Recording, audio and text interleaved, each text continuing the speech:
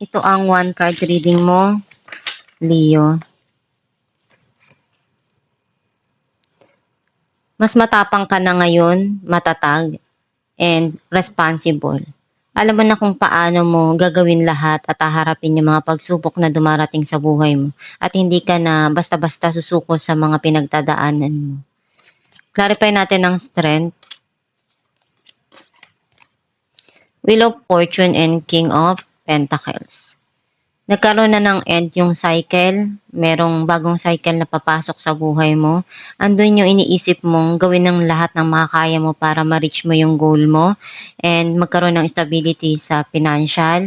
Hindi ka basta-basta susuko sa mga darating na pagsubok o suliranin. Bagkus lalo kang magsusumikap at ibibigay mo lahat ng makakaya mo para makuha mo yung gusto mo at mga pangarap mo sa buhay.